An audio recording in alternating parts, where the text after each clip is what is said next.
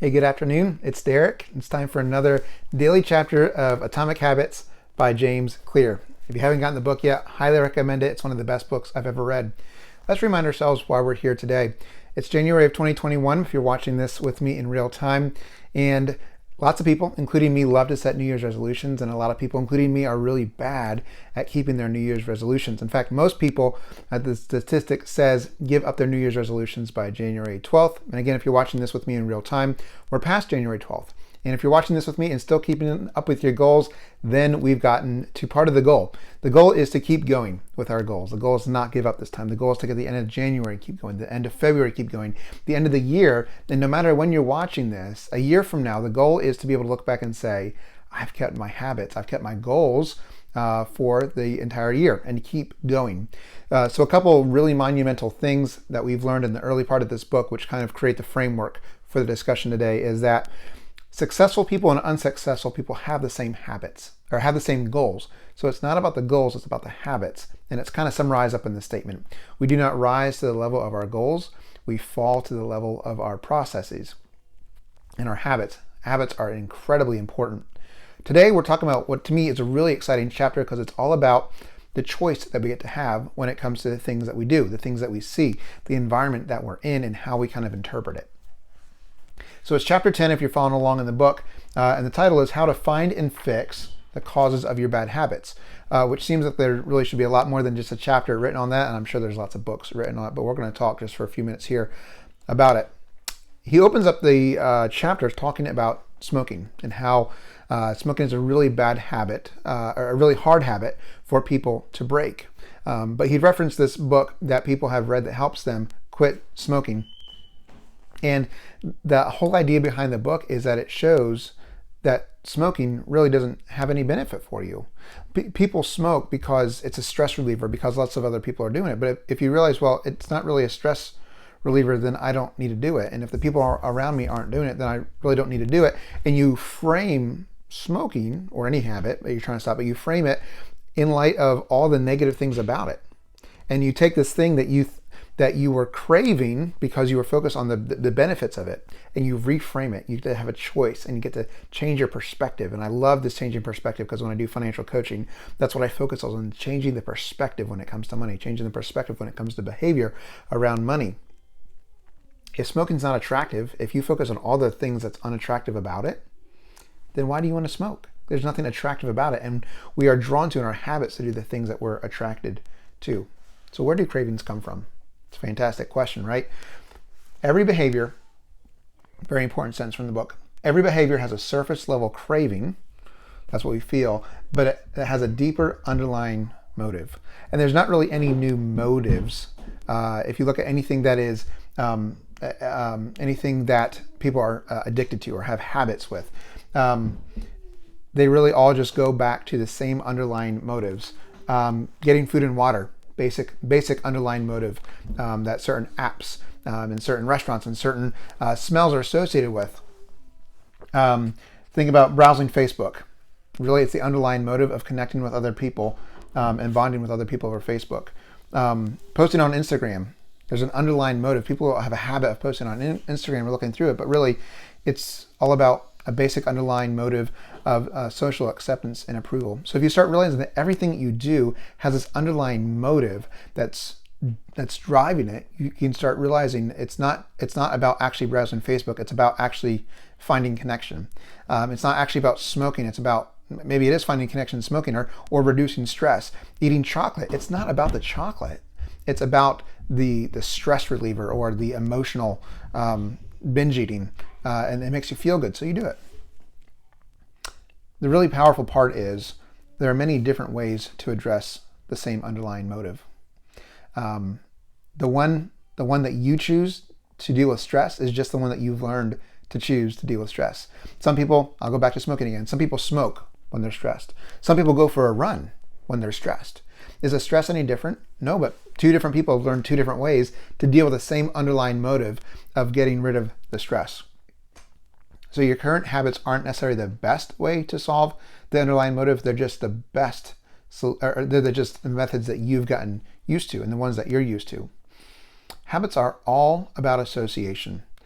We've learned this. It's all about association. It's all about when we see a cue, what are we triggered by? And every time you see a cue that triggers a craving, your brain runs a simulation on what's next.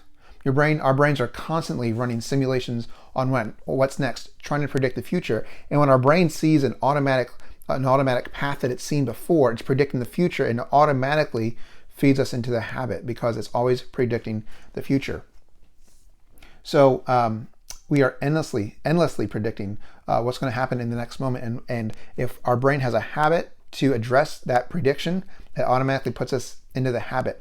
If we're predicting that we need some bond and connection or social acceptance, we're going to pick up social media because our brain has predicted we need some acceptance, some bonding, and so we go to social media. A craving, if you think about it, when it comes right down to the core, a craving is just a sense that something is missing. That's it.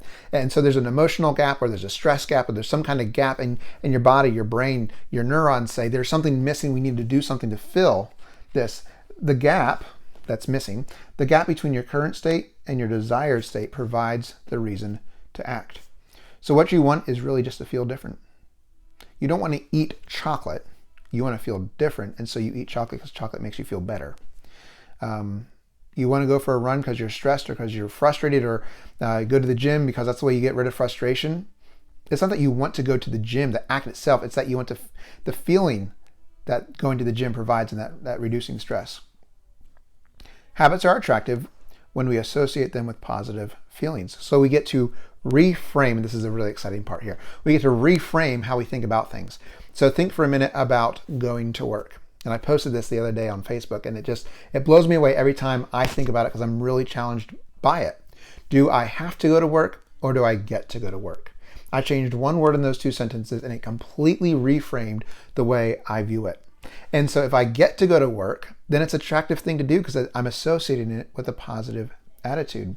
A really great example he chose was of a guy who was wheelchair bound. And somebody said, man, you probably feel limited by that wheelchair. And he said, no, without the wheelchair, I'd have to stay at home. This wheelchair gives me freedom. And so all of a sudden, the same object, the wheelchair, could either be liberating or it could be restricting. It's all about how you view it. So when you reframe your habits to focus on the good part, the positive aspect of it, because there's a positive aspect to everything that you want to do. Every good thing that there is to do, there is a positive aspect to it. Even exercising, right? If you think about in exercising, what is the positive aspect? That you get to go exercise, that you have the health and the energy to go exercise, and the weight loss, the health that comes along with it, the quality of life that comes around with being healthy. You get to reframe all those things, and all of a sudden going to the gym or walking on the treadmill or whatever it is, now all of a sudden has a positive aspect to it, and it becomes attractive. And so you are more attracted to go run than you were before because you were just focused on how hot and sweaty and miserable and I'm going to be out of breath, right? It's the same activity. It's just how I view it. Reframing your habits, reframing the things you want to do. And so how do you get rid of bad habits? You reframe them. Take a bad habit. I think about just scrolling through Facebook, right?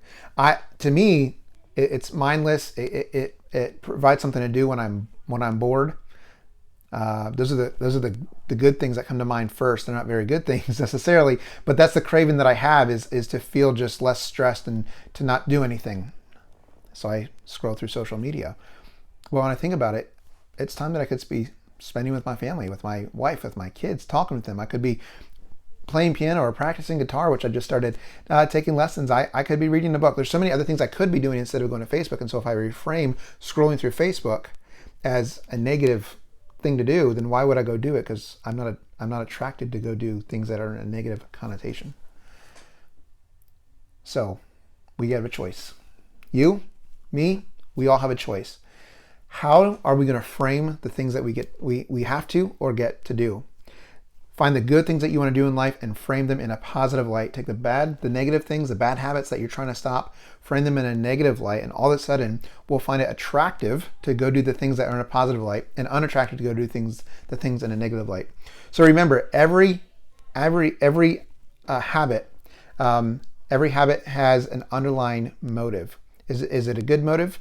Is it a bad motive? Don't know, but figure out what it is and then reframe the thing that you're doing to affect that motive in a positive way. We have a choice. Remember, you don't have to. You get to do all the things in life.